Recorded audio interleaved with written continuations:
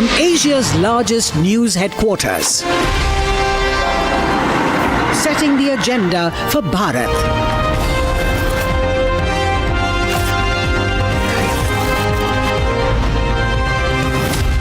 You're watching Republic.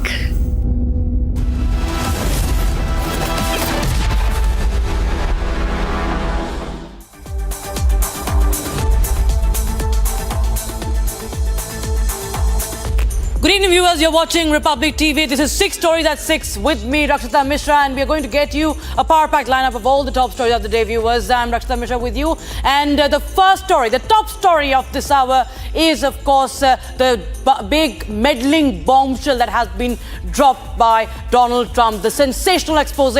Who got those $21 million to influence voting in India? That is the big question. The science, viewers, have been very clear for quite some time. We'll put the entire chronology out for you.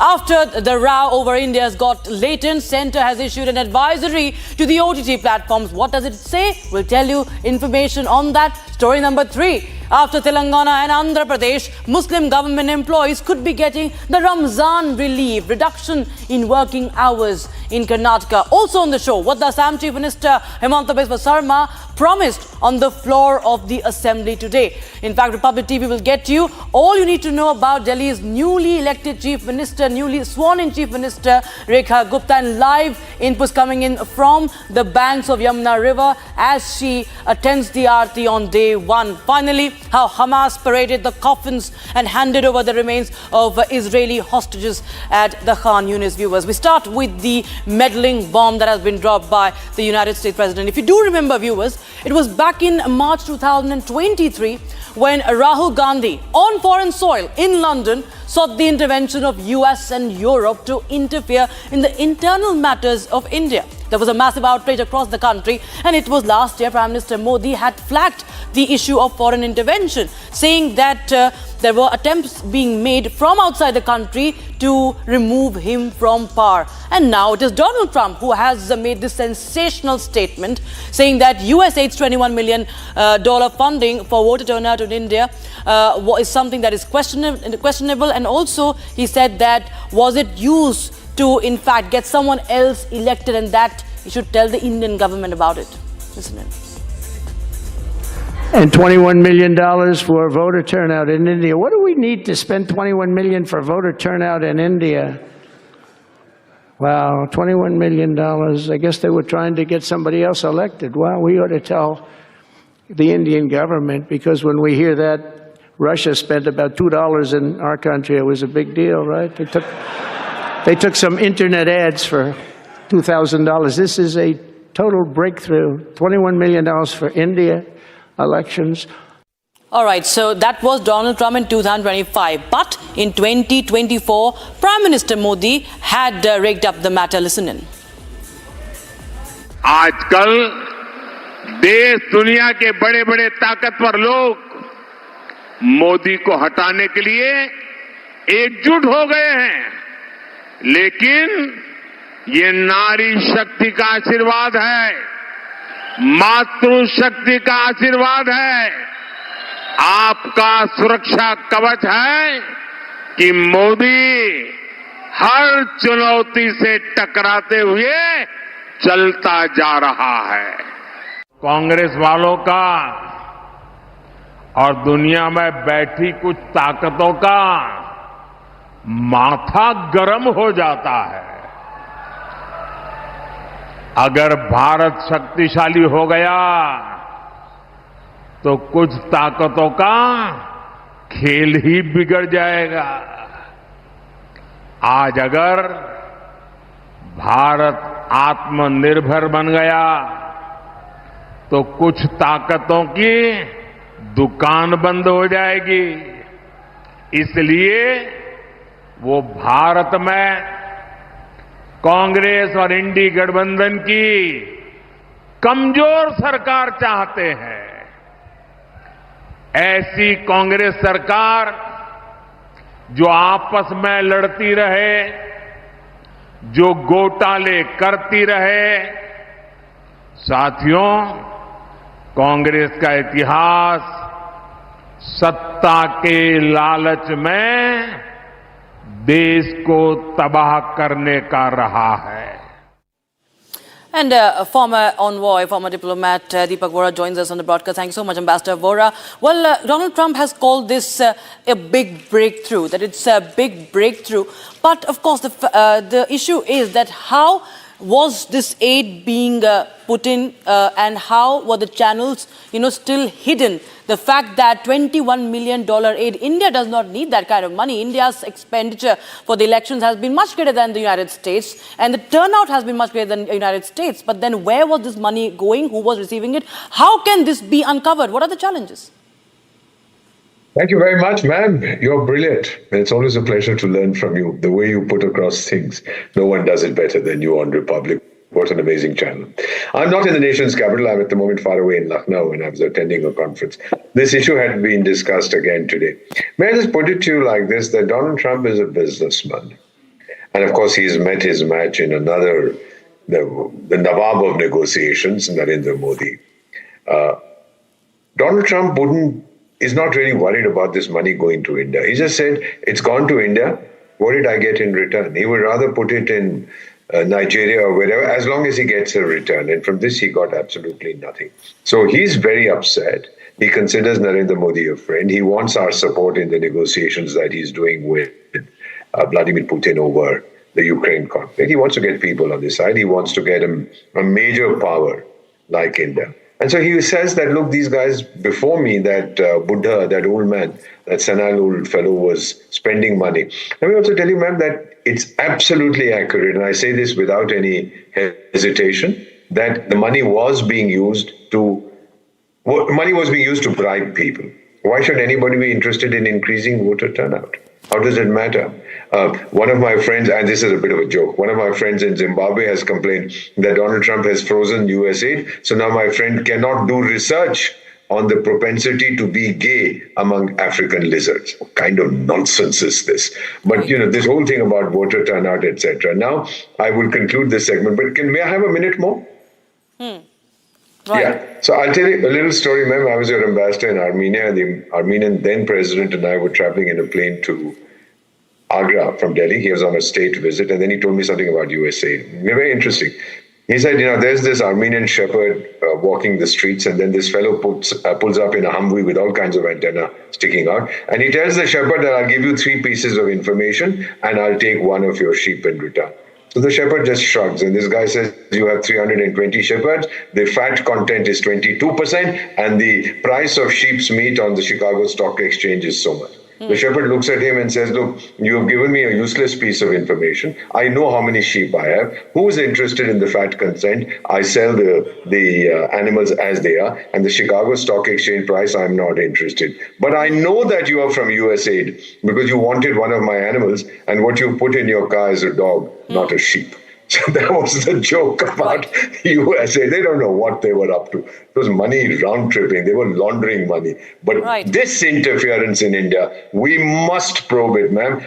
And this government will. Now that Donald Trump himself has said, probe it, we will. And we'll find out who was responsible. And I believe, ma'am, our legal system is strong enough to ensure that they are really punished severely. Absolutely. We do expect that the sellouts will be named and exposed very soon. Thank you so much, Ambassador Vora, for joining us with your insights on that story, viewers. We shift our focus quickly to the other stories of the day that we're tracking. Story number 2, the crackdown on the OTT platforms. Amid India's got latent row, the centre has issued an advisory for social media channels and OTT platforms, asking them to follow the code of ethics prescribed under the Information Technology Rules 2021. Now, this comes after the Supreme Court addressed Ranveer Labadia's case and criticized his comments on the show. In fact, the top court had labelled his comments vulgar and shameful to the society. And now we have the Information and Broadcasting Ministry issuing this advisory. Viewers, we have a special guest, in fact, joining us on the broadcast. Avantika Shetty, who is an actor, is on the broadcast with us live. Ms. Shetty, how do you receive this as an actor, as an artist? We've seen many of the artists talking about freedom of expression, but at the same time, the top court had said that there cannot be abuse of freedom of expression. We've seen many people raising this issue, and now the Information Broadcasting Advisory has come up with some strict, a very strict advisory that one cannot flout the Indian laws. I'm really glad that something like this happened. This was long in the waiting. And social media especially, we need strict regulations over that. But at the same time, when we talk about OTT, I also believe that, some things some content that is permissible, that should not get blocked because of certain regulations. And more than, government having regulations, I believe that, these producers, the content creators, they should be conscious, and they should make sure that, they don't make such content and they don't put it out just to get some attention, eyeballs. Self-regulatory is something more important than, government coming in the picture. But at the same time, it is high time that it happened, because when we were growing, we didn't have these kind of content. We still managed to grow up as, good individuals. I think content should be restricted till a point.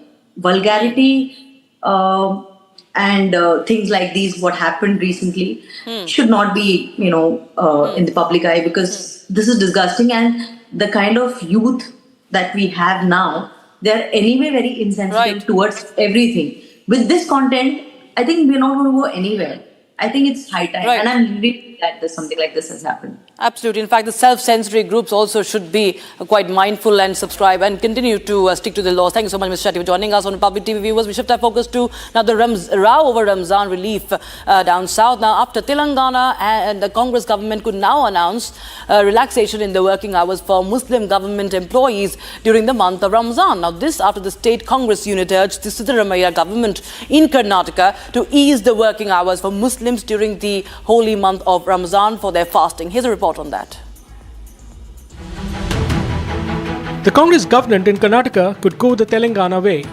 The Congress unit in Karnataka has urged the Siddaramaiah government to consider relaxing the work hours for Muslims in government offices and PSUs during the holy month of Ramzan. According to reports, the Karnataka Pradesh Congress Committee has formally requested the Siddaramaiah government to announce working hour relaxation for Muslims during the fasting month. Earlier, the Congress government in Telangana notified the easing of working hours for Muslims at government offices during the holy month. According to the Telangana directive, Muslim government employees are entitled to leave 2 hours early at 4 p.m. to offer Ramazan prayers. Significantly, the NDA government in Andhra Pradesh has also announced similar easing of working hours for Muslim employees in the state. With Karnataka set to go the Telangana way, is the Congress going out of its way to appease its vote bank?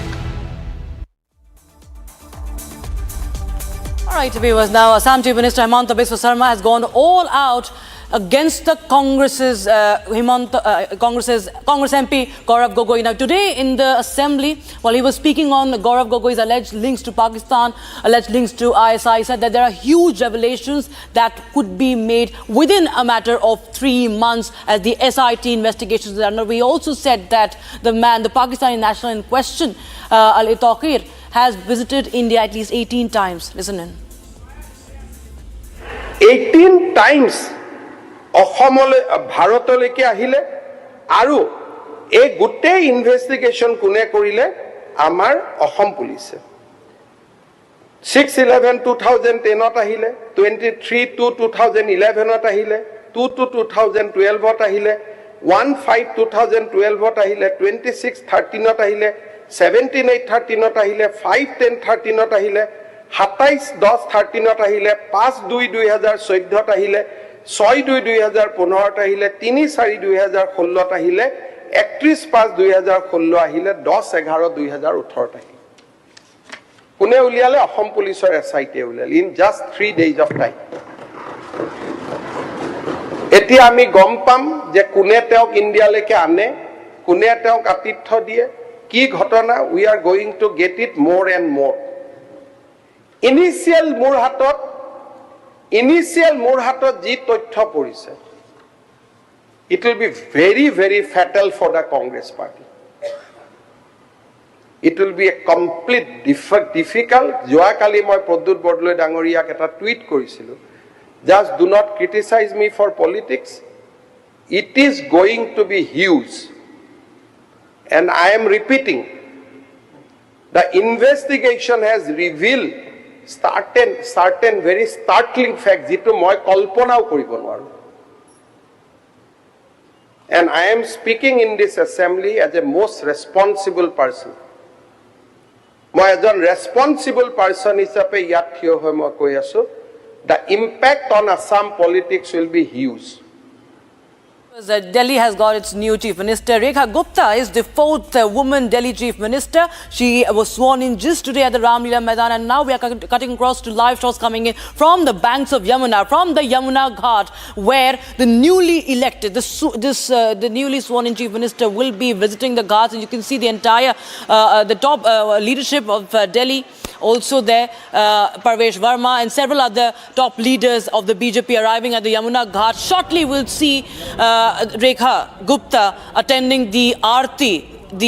She invoked Ma Yamuna today. And remember, Yamuna has been one of the biggest issues, biggest electoral issues, and Delhi Chief Minister has vowed the cleanup. Since day one, we see, from day one itself, we see Rekha Gupta going to the Ghats of Yamuna. My colleague Piyush Ori is right now live from the Yamuna Ghat. Piyush, when do we expect the Aarti to begin? Top leaders are in attendance. So yes, good evening to you, Rakshita, and good evening to all our viewers who are viewing us at the moment. And yes, we can expect the religious ritual, the Aarti of Ma Yamuna, being carried out very soon. In fact, we are just waiting for the Delhi Chief Minister, the newly elected Delhi Chief Minister, Rekha Gupta, to now come over here. As you rightly mentioned, the top brass of the Delhi BJP have already come over here. And I would just request my video journalist to just show the visuals as he can. This is the scenario over here at Vasudev Ghat, one of the prominent ghats of Yamuna over here in Delhi, where the top brass of the Delhi BJP, that include likes of Parvesh Verma, Ashish Sood, Kapil Mishra, Bajant J. Panda, they have all come over here. They are sitting over here in attendance along with some other top BJP leaders. But now we are waiting for the Delhi Chief Minister to come over here, following which then there is going to be an evening Aarti of Ma Yamuna. Having said that, you rightly mentioned that the cleanliness of Yamuna is one of the basic and one of the pertinent issues in these Delhi elections. And even though now the Delhi BJP has committed that they will be cleaning Yamuna in 3 years, it seems it is going to be a Herculean task for them, because years of contaminated sewage from several parts of the city have come and accumulated over here in this 22-kilometer stretch of Yamuna over here in Delhi, making it one of the most poisonous and polluted rivers, unfortunately. So yes, even though now the religious rituals, the evening Aarti is being conducted, we hope and we really pray now that the Delhi BJP is going to make sure that they clean and they undertake this Herculean task of cleaning Yamuna. Back in the studio. Thank you so much, Piyush Ori, for joining us with those details. Viewers, live shots coming in. You can see Rekha Gupta and all the top leaders there at the Yamuna Ghat. In fact, they're also holding the first cabinet meeting out there. Team Rekha Gupta there. Delhi BJP in action right on day one. Viewers, we also get you other stories that we are tracking for you from across the globe. Hamas has handed over the bodies of Israeli infants and 4-year-old brother, Kafir Abbas's brother Ariel, also along with their mother, who were in the captivity. And they were the two youngest captives taken by Hamas in their 7th of October dastardly attack. Hamas claimed that they were killed in Israeli airstrikes. They paraded their coffins on the stage before handing them over. Here's a report. Hamas handed over the body of 4 Israeli hostages to Israel today. The bodies of Israeli infant Kafir Bibas and his 4-year-old brother Ariel were handed over to Red Cross in the Khan Yunis city. Hamas also returned the body of the mother of 2 children, Shiri Bibas, along with that of a 4th hostage, Odeid Lifshitz, under the Gaza ceasefire agreement. The ceasefire agreement between Hamas and Israel was reached last month with the backing of the United States and the mediation of Qatar and Egypt. Hamas terror group, shifting the blame on Israeli, claimed that all 4 hostages were killed in IDF airstrikes. While some families celebrate the arrival of their loved ones, On the contrary, for the families receiving the mortal remains of their beloved, the Israel-Hamas conflict will always be a dark chapter in their lives. That's all we could pack in this edition. More stories coming in on Live and Breaking at 6:30. Stay tuned, viewers.